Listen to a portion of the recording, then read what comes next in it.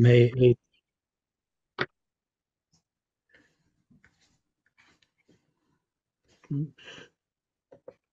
I'd like to call the 15th workshop meeting of the managers of Riley Purgatory Bluff Creek Watershed District to order.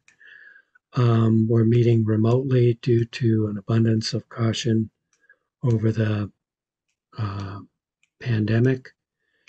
And I believe because of that, we need a roll call vote. I'm sorry, roll call attendance. Mr. Smith, can you call the attendance? Yeah. Manager Crafton? Present. Manager Duval? Present. Manager Cook? Present. Manager Pedersen? Muted.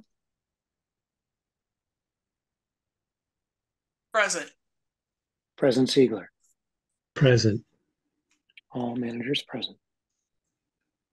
Okay, I did not print out a copy of the agenda, so if Administrator Jeffrey or someone can, okay, here we go. Approval of the agenda is the next thing on the item on the agenda. Can everyone see that? Mr. President, Manager Cook? I move that we approve the agenda as posted. Mr. We have a President, motion. Manager Crafton? I'll second. Okay, we have a motion and a second. Any further discussion? Hearing none, can we have a roll call vote, Mr. Smith? Manager Crafton? Yes. Manager Duval? Yes. Manager Cook? Yes. Manager Pedersen? Yes. President Ziegler? Yes. The motion carries 5-0. Okay, so the next thing on the agenda is the presentation on Robert's Rule of Order. I believe Mr. Smith is going to take us through that. Is that correct? Yes, I have there. I'll bring a PowerPoint on to the screen.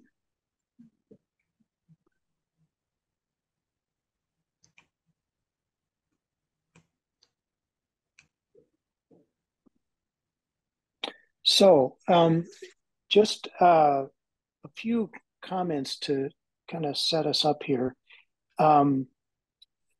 Administrator Jeffrey distributed this summary, the Sparks summary of Robert's Rules as a sheet. And I found that a very helpful kind of reference summary. And what I'm going to do tonight is walk through some main points about Robert's Rules and some specific issues that I think would be helpful for the board and the district in light of the kinds of issues that, procedural issues that have come up from time to time for our meetings. I work with the 12th edition of Robert's Rules of Order. I think the handout is based on the 10th edition, and I've worked with the 10th edition for many years. The changes, I think, the most recent changes don't really affect, to my recollection anyway, the way that the district and the board does its business.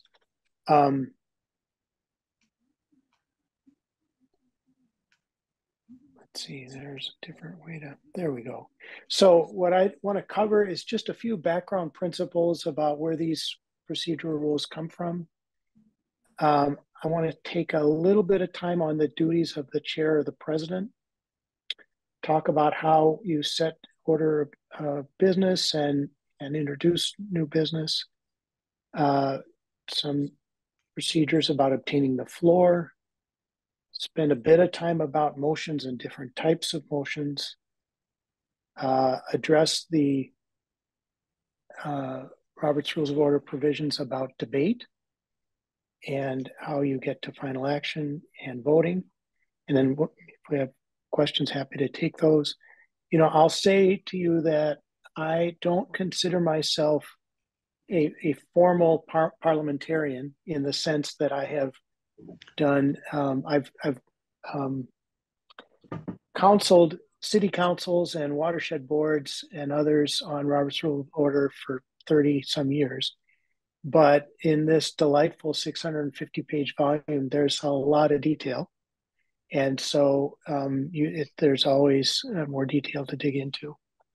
But let's go to the kind of where this comes from.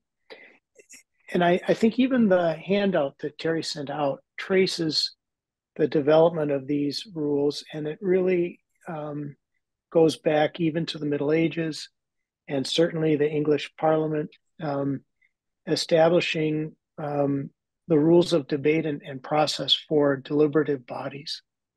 And some really key elements there that have continued throughout have been that the members have equal status in this parliamentary proceeding, that you are after full and free discussion and debate.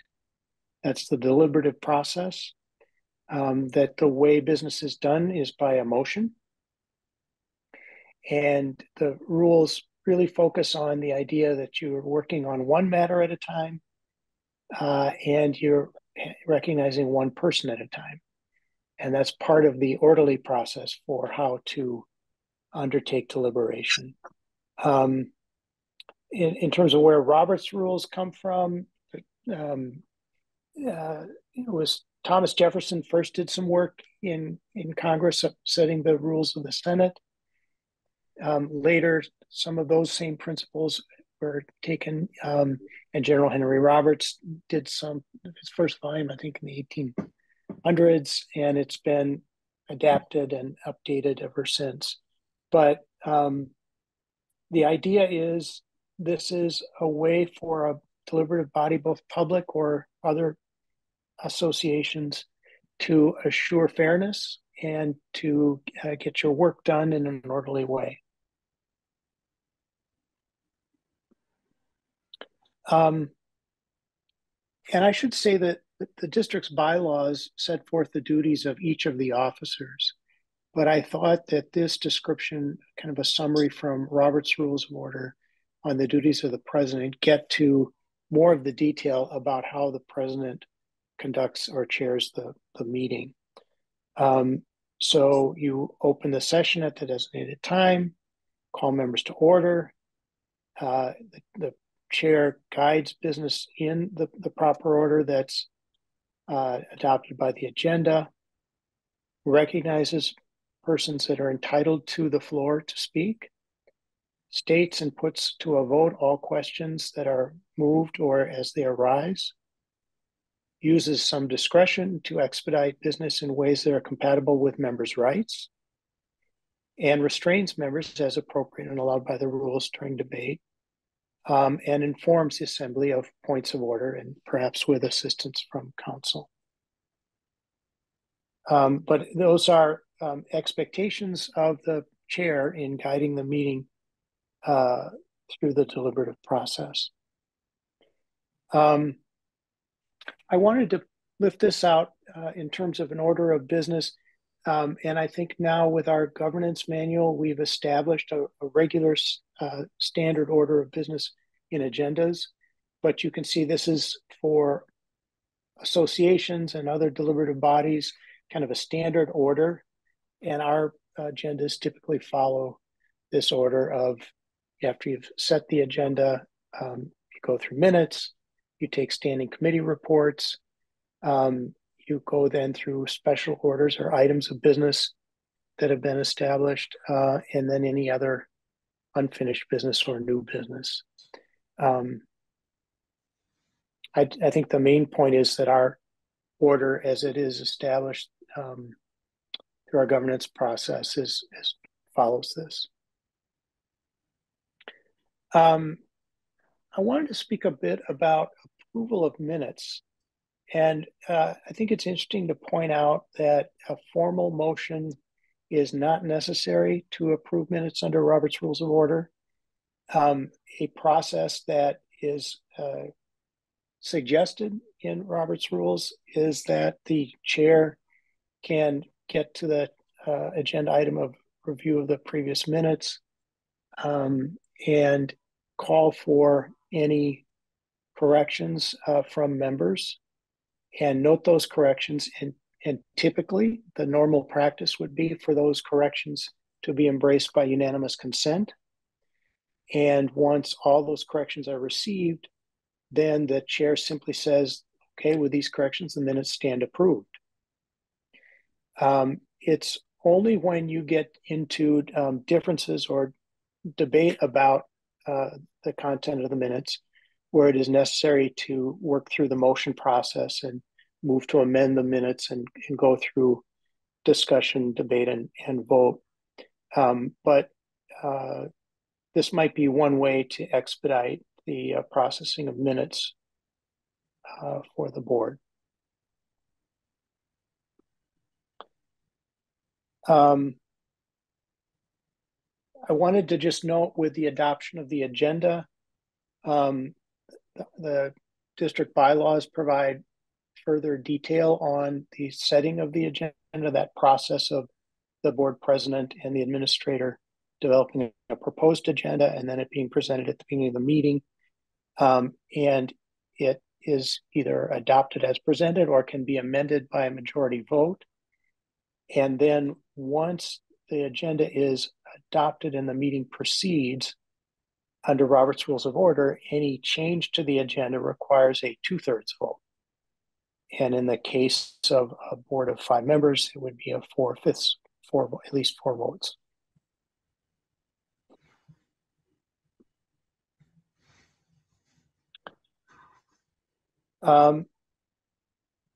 So I wanted to spend some time on talking about obtaining the floor. A member wishing to make a motion or begin debate must be recognized by the chair. And this is a little formal in Robert's rules, but once the floor has been given, you rise and address the presiding officer by their official title, and the presiding officer should acknowledge the member by name or by bow. But the key point here is that the president recognizes the member, the manager. It gives them the floor. Typically, the first person seeking to speak is the first person to get the floor, except when there's already a debatable question pending or an undebatable question is pending, so there should be no debate, or if there is no question pending. So that's practice in terms of who to recognize. So motions are key to how a deliberative body gets its work done. And there is this process of how to obtain the floor, be recognized by the president, state the motion or offer a resolution.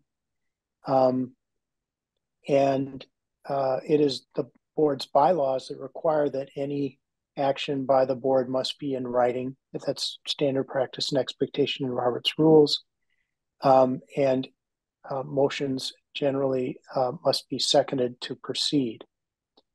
I think one other related point is that where I see boards occasionally stray in terms of time management or go into some tangents is where you started a discussion item, not just an open discussion item, but where you started taking an agenda topic and without getting a motion in front of the body, you start discussion. And I think it's really effective and important for the chair to insist that there be a motion on the agenda item made before discussion ensues as a general practice. There are 4 types of motions Robert's rules categorizes. I don't think it's vital to absolutely kind of memorize all of these. A lot of it is intuitive and makes sense once you get into the order of business, but we're going to go through these and give some examples. Robert's Rules refers to what is called a main motion, which is to bring before the assembly or the board any particular subject. It does not have precedence. It cannot be made when there's some other question before the assembly. We'll get to other kinds of precedential motions that can be made at times, even when a main motion is being debated. But a main motion to approve a permit, for example, yields to privileged, incidental, or subsidiary motions that any of those can be made while the main motion is pending. A main motion generally requires a majority vote to pass unless you are doing things like amending bylaws.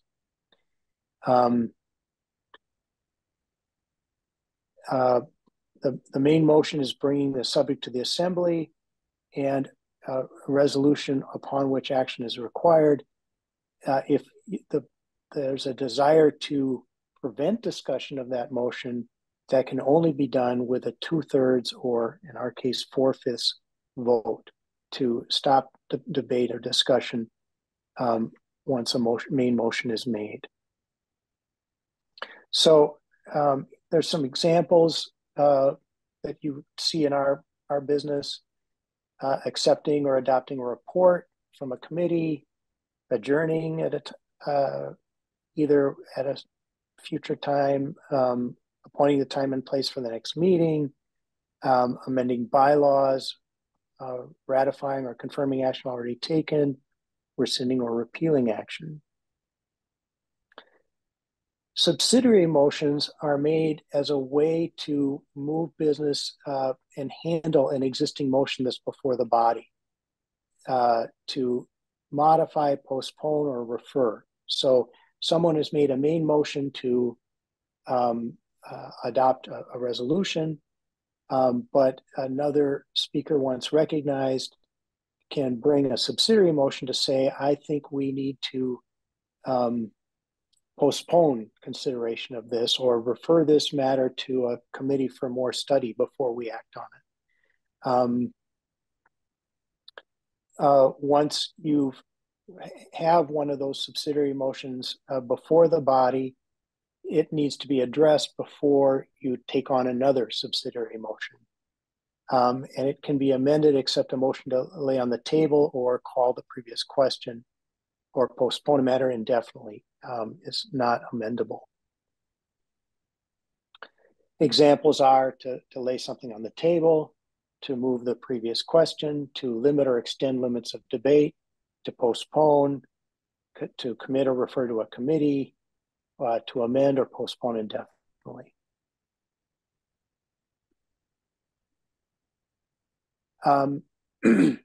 Incidental motions are arising when there's another pending question before the body, and it takes precedence.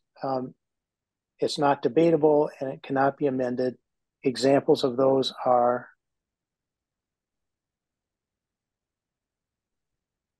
questions of order, or appealing the ruling of the chair, suspending the rules, call for division where it's unclear on a voice vote what exact count of the vote was, motions relating to methods of making or closing a motion. Excuse me, I jumped. A parliamentary inquiry or a request for information or leave to withdraw a motion. So these are examples of those incidentals. So there are privilege motions, which are about procedure. They take precedence over all their questions. They're not debatable. Again, those are procedural. Let's fix the time to which we adjourn. Let's adjourn. take a recess, raise a question of privilege, or call for orders of the day. A call for orders of the day is essentially a call to get back to the agenda.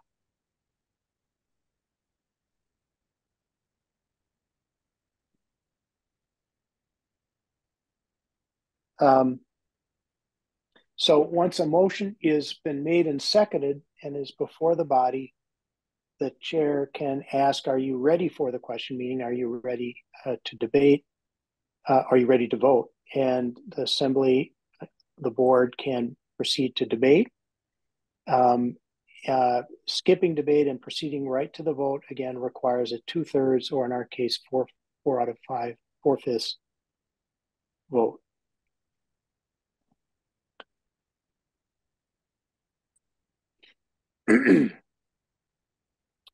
Some guidance from Robert's Rules about debate. This is an area where I think collectively kind of attending to these rules are helpful. So the debate is supposed to be on the immediately pending question.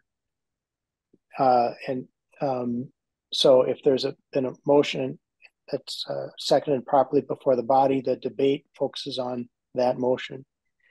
Robert's Rules provides that each member is limited to 10 minutes on a question at a meeting and can speak twice on the same question in the same day. But not on the second time, cannot speak a second time until every other member who desires to speak has done so.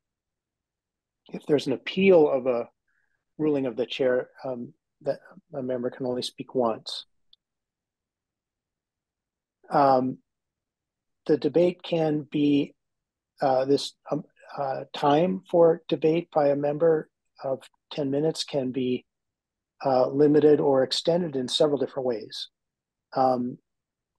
It can be done by motion, and that will take precedence once that motion is brought to limit debate. It is not a debatable motion, and it requires a supermajority, 2/3 vote to pass. All debate discussion should be directed to the chair. The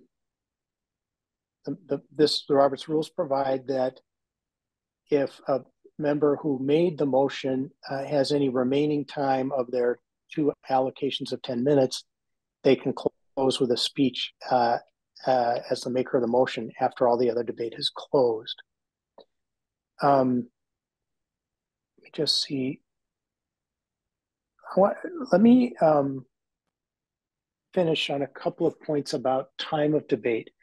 The board could establish its own rules, standing rules about debate, and have, instead of 10 minutes per time, it twice could be less time, 5 minutes.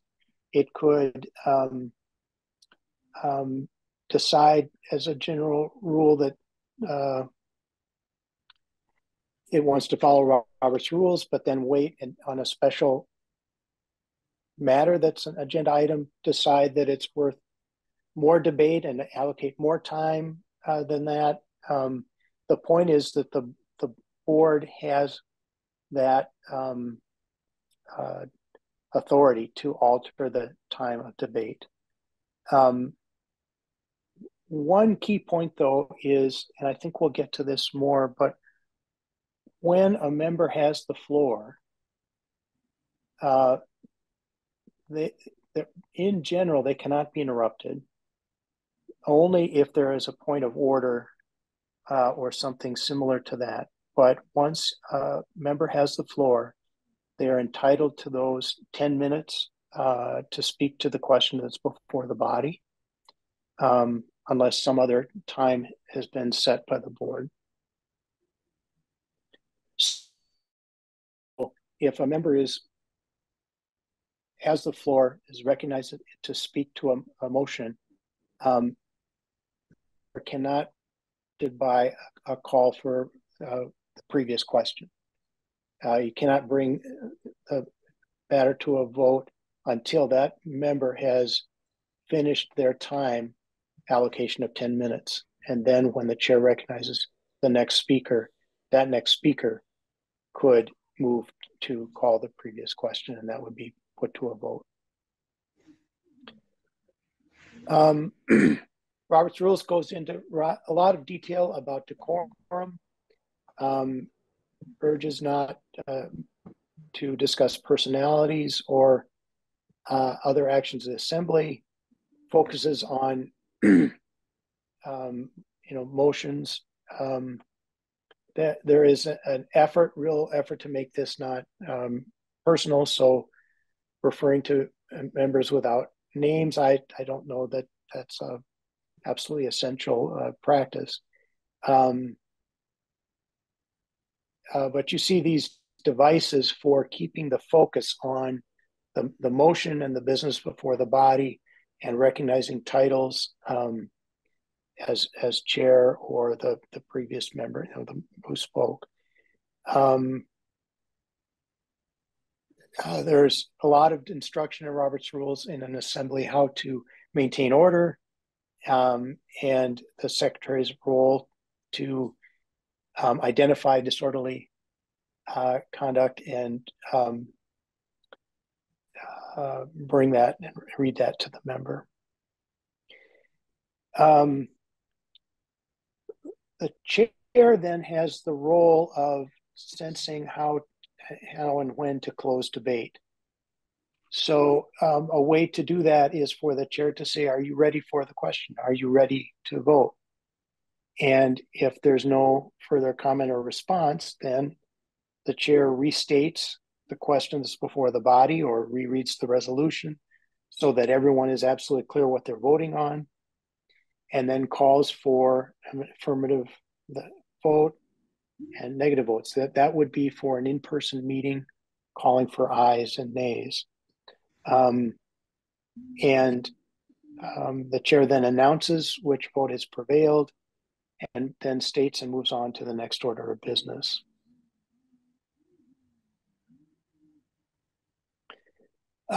Robert's Rules provides for general consent, which is a device for getting business done without debate. And when it's not necessary to go through formal votes on detailed motions. So we went through the example of approving minutes by general consent, where the chair invites corrections, and if no one objects to those corrections, it's deemed to be by general or unanimous consent and then adopted. So there are several ways in which Robert's Rules does that. And so the minutes here is one example. I also, you may hear me speak to when we go through amendments to motions and discuss whether they are friendly amendments.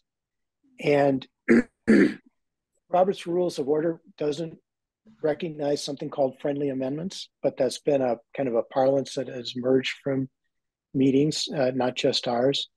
But what Robert's Rules does recognize is this device of unanimous consent.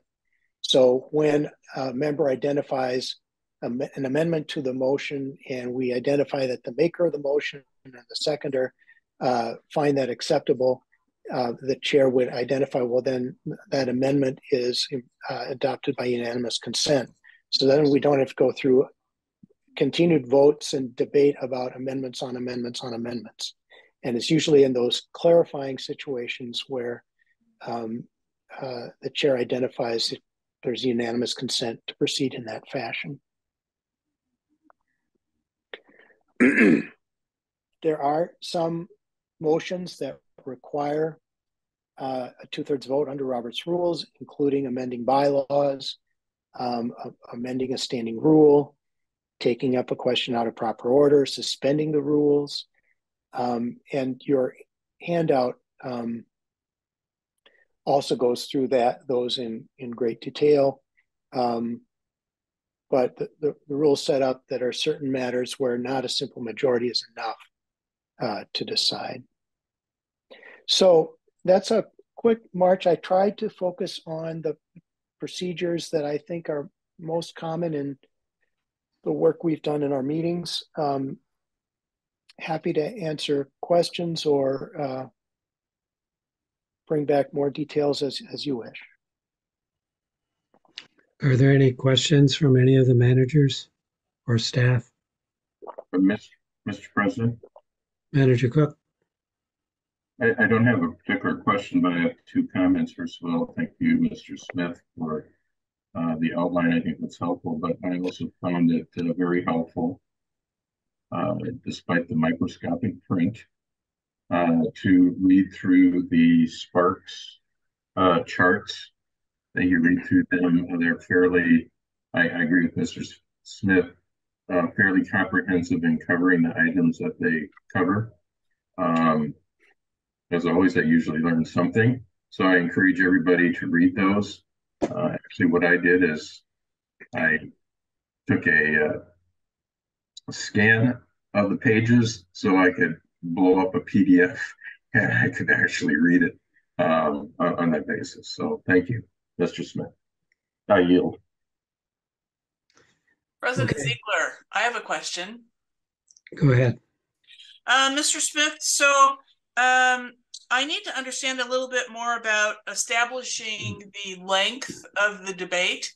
I understand that each person can speak 10 minutes or 20 minutes on a particular topic, unless the board votes that it should be limited or extended. So let's just say we vote to limit it to 5 minutes. Do we need to vote that same debate limit for every single item on the agenda that comes up? Or is that just for the meeting that we're currently at? Or could that be for all of the meetings that we have? Mr. President, Manager Pedersen, I think generally the answer is all of the above, so long as the board goes through proper process. And the caution I would have is that it's really difficult to have a one-size-fits-all situation. 5 minutes could be more than enough for many items, and be, when you're considering a major capital project, with a lot of different considerations, that it may be wholly inadequate. So I think what I would recommend is that the board members be thinking about appropriate time limits for debate, and see if there's kind of a standing notion about what appropriate time limits are. Or it may be that the president at the beginning of the meeting, having gone through the agenda and thought about the different items, might identify some that are worthy in his view of more discussion and debate, and propose something different than that. But I also think it is a good idea to develop those expectations up front rather than in the middle of debate. So those are my comments there. Do any other managers have questions or comments? So, Mr. President, Manager Dwell? another question for Mr. Smith, along the same lines. In the past, I know we've set a time limit on the meeting, or at least attempted to set time limits on the meeting, which is sort of a all-encompassing notion of the same concept, isn't it, to a degree? Or Mr. President, Manager Duval, yes, the Robert's rules provide for both of those things. So you can, by board motion, say that we want to have a firm adjournment time of 10 p.m. Or you could, in the course of the meeting, decide that you want to set a definite time to adjourn. And so that's different than this length of time for debating a particular matter, but it is another way to avoid meeting it all the way to 2 a.m. So I guess the difficulty comes in terms of managing the whole meeting and the discussion around topics is to have some notion of about if a topic is expected to take more time, as you mentioned earlier, some might require more time just because of the nature of it, and others less time. So I guess it's trying to find a balance then where everybody gets a chance and there's some boundaries set around the meetings and in terms of the overall time as well as individual topic items. So I guess just my general comment is that the meetings seem like they're on average take exceptional long amount of time, and I'm not sure exactly what that is. Anyway, that's just a general comment. Okay, we haven't heard from Manager Crafton, I don't think. Is there anything? No, I'm I'd like Manager DeVel's comments. I think it's appropriate to set a time. I know a lot of us have other obligations early in the morning, and so to go really late can be a real hardship. So we might even, and the idea of the president setting some times for specific topics, like time certain when we discuss certain things, maybe. So I'm open to suggestions, but I think the discussion's been good to this point. Thank you. Any other questions or comments on this topic? Yes, Mr. President. Manager Cook? In light of other statements and questions, I just want to go back and reiterate what I believe I heard from Mr. Smith is that the purpose of Robert's rules is to provide for full and free discussion and fairness, and to get the work done. I have been concerned in the past, and I am concerned that some would try to use some of the rules as swords as opposed to actually getting to the purpose of the rules, which Mr. Smith stated, full and free discussion and fairness. I think that Robert's Rules of Orders over time it has developed appropriate rules to govern meetings, and I would suggest we tread lightly in making exceptions to any of the rules, unless they be considered as an attempt to thwart a full and free discussion and fair discussion of items before us. Okay, so I believe we've covered this fairly well. Are there any last questions or comments? Hearing none, Administrator Jeffrey, can you bring the agenda back up so I can see what's next?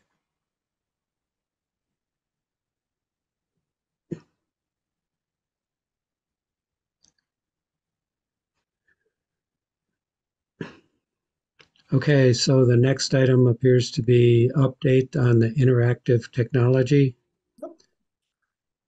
President Mr. Ziegler? Yeah, President Ziegler? Yes. Managers. Not too much update. I have two different businesses that have evaluated our setting and are going to be working with their engineer and designer to provide a proposal to us. One of them had thought they would have it to me by the end of this week. It is my hope to have both of them by the end of next week and be able to move forward. I reached out to the two firms that provided us quotes on office furniture. I've asked them to update their quotes to any revisions in pricing from their suppliers. And once I get that, I will have what I need to start looking at getting the room in order for a hybrid meeting setting. Thank you. Yep. Are there any of the managers have questions or comments? Mr. President, Manager Cook. I just want to note I provided some questions and comments to Administrator Jeffrey regarding some of the, technology, interactive technology, et cetera. And I hope those can get relayed to the designers for their consideration. Yep, I did receive that. Any other questions or comments from any of the other managers? Mr. President, Manager Duval. I guess this is a general comment. It seems like the rules and the regulations relating to COVID and the pandemic being officially done. I'm just curious if anybody is aware of anything that's significantly changed that would alter our thinking about how we're utilizing this. And maybe this isn't the appropriate time, but sort of the driver of the question here, I think, initially. Just so I don't know if anybody has any other comments on that notion. Well, Mr. President, Manager Cook. if I recall correctly, Mr. Smith stated that, well, two things. One, it's up to the president and the chief legal advisor to decide if there's a threat or pandemic on that basis.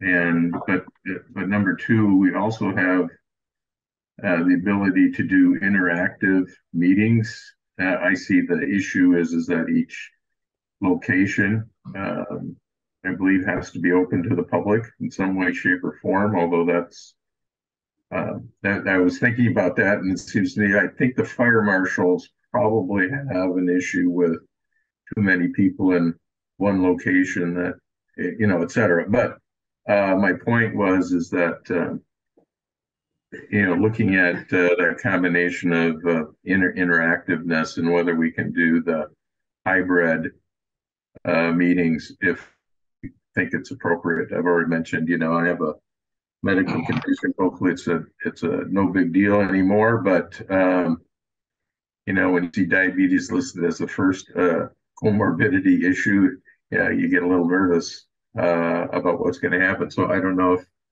at the next meeting, Mr. Smith might have any more detail on how we can continue to do that. I think the proposal was that we adopted was that, for those who think that they're at risk, can do it remotely because of pandemic conditions, and the rest of the people who felt they could meet in public, that was the process we were going to use. And I just wanted to know if Mr. Smith can confirm that.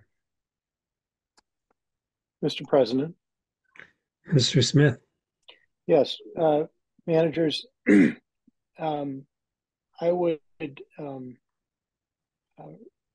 repeat what Manager Cook just said, which is, while there may be national decisions about the nature of the COVID-19 pandemic, it still is within the authority locally of the watershed board's president and chief administrative officer or legal officer to make a decision about the nature of pandemic conditions. And I think that the declaration that you all reviewed and embraced that sets up this hybrid situation is still sound and on sound legal footing. And so I think we can continue to proceed under that arrangement. I just anecdotally, but I'm still hearing of a lot of people getting COVID. So it's not like the pandemic has entirely disappeared. Mr. President, can I have one follow-up comment? Manager Cook. I believe we were going to have Administrator Jeffrey be able to give us some feedback about the HVAC system, and if not today, could we get that at the next meeting? I see him nodding. I have a call out to, I spoke with the owners of the facility, the property management company. They told me to call Pro Tech. I must admit they seemed a little confused by the questions. So hopefully ProTech, who does our building maintenance, will be able to answer that question in more detail. And Mr. President, just a last follow-up. I know at the beginning of the pandemic, and there were exceptions about, stay in place, et cetera, and there were some significant, I believe, OSHA proclamations about workplace safety, et cetera. And I'm just wondering if Mr. Smith could possibly at the next meeting or even before that confer with Administrator Jeffrey to make sure that we're not violating some, currently existing OSHA standard. Maybe they've all expired. I don't know, but just make sure we're on the right side of the rules. Okay, any other questions from any other managers? Hearing none, I think we can move on to the update on capital projects, the next item on the agenda. President Ziegler, managers, let's see, it's hidden behind here, so I'm going to see if it'll let me open it up again. There we go. So this is the same worksheet I believe Engineer Sobiak shared with you at the last meeting, went over it in general.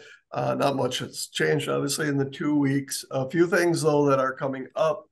The upper Riley Creek, we will be walking it on June 1st. We'll be walking that creek with the city to identify trees that they certainly want to protect and to look at field design. The projects that have been substantially completed but still require vegetative maintenance, they have begun doing that. Davy Group has been out to the Pioneer Wetland Restoration Site and has provided their 3-year restoration plan, management plan, activities for the year. The lower Riley Creek final walkthrough was held. I'm going to look to Engineer Soviet because he was part of that, or is it coming up? It was conducted yesterday. And what were the findings of that? Finding was the trees are all doing well. There were a few dead trees, but it didn't meet the threshold in the spec to require replacements. So there's no tree replacements that need to be done. There were 2 areas identified that needed to be reseeded, both pretty near the pedestrian bridge that went in. Otherwise, the vegetation is doing really well. The area of the large slough or scarp that was on the towards the southern end of the project, there's a fair amount of garlic mustard that has come in there. The recommendation is for possibly some hand pulling. The city was part of the final walkthrough and agreed with everything. So the project is at a place where it can be ready to be closed out. Thank you. And then the other place where vegetative restoration is occurring is the Rice Marsh Lake project. Most of the plugs in the prairie restoration area did not take. They planted it late in the summer, August, and we had drought conditions. They weren't watered. So they're going to replace they're actually going to start over from scratch because what is taken over is Canada thistle and other noxious weeds. So they're going to start over from scratch in that area.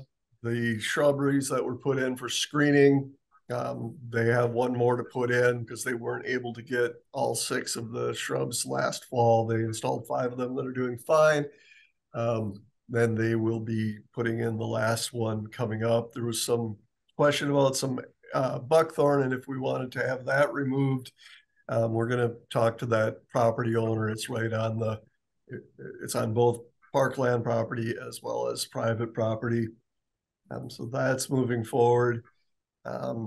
Otherwise, the rest of it. And then St. Hubert's, we met out on site with the subcontractor for Menger Construction regarding this year's maintenance. They were out on site, cut down the remnant stocks from last year, and will be out June 1st to start their regular maintenance of it.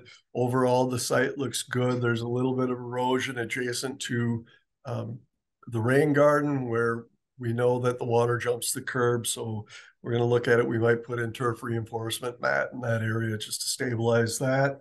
And then staff Mahan, myself, and one or two people from the CAC will be working with the 7th grade students and teachers to plant the two, I'll call them wetland areas, but jurisdictionally they would not be wetland areas, 2 depressional areas within the prairie restoration that is holding water. So the selected vegetation for that area wasn't working. So we'll be out there with the classes on June 5th, planting those, give the kids something to do when they're all squirrely and ready for the school year to be done. That is pretty much the updates on projects. Otherwise, working on design on Upper Riley and other projects. So if there are any questions about projects, happy to answer those. Mr. President? Manager Cook? This doesn't have anything directly to do with projects, but I was curious as to whether or not permits applications were up or down so far this year. President Ziegler, Manager Cook, we are at, I believe, let's just look quick.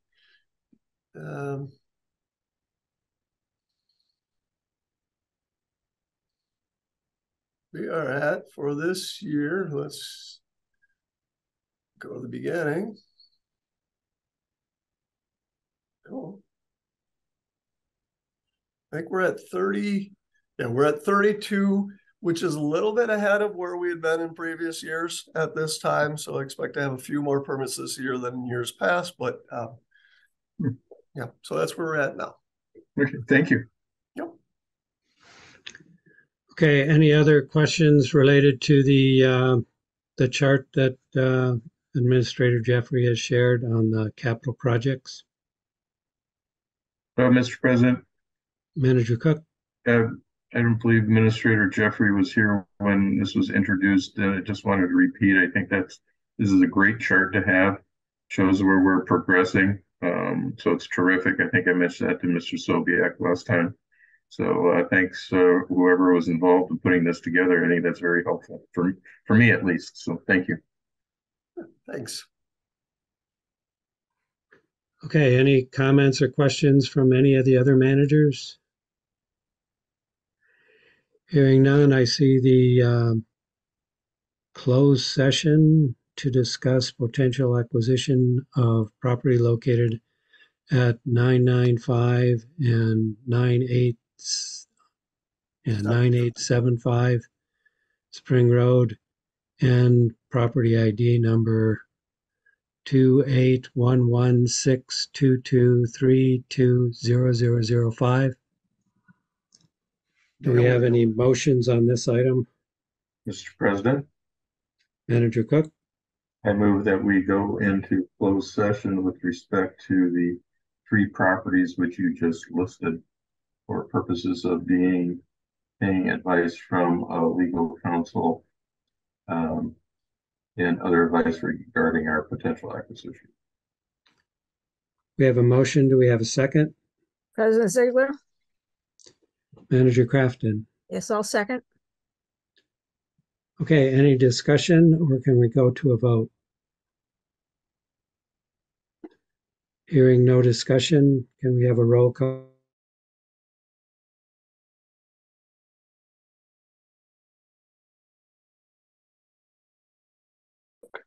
Yes. Manager Pedersen, Yes. President Ziegler. Yes. The motion carries 5-0. I believe we are all back, President Ziegler. Can you show us the agenda? Sure, I can do that for you. That was it. Yeah, that I was the think last that was it. but we'll still share it.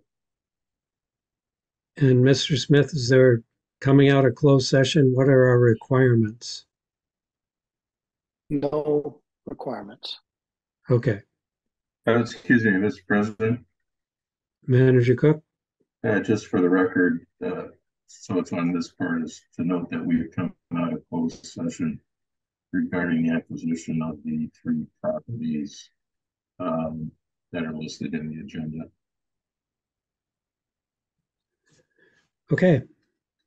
And Do we have any motions with regard to the last thing on the agenda? Mr. President, Manager Cook, I move that we adjourn this meeting. we have a motion. Do we have a second? I'll second. President Ziegler. Any further discussion before we vote? Hearing none, can we have a roll call vote, please, Mr. Smith? We're going to roll fast before I disappear again. Manager Kraft, Yes. Manager DeVal, Yes. Manager Cook, Yes.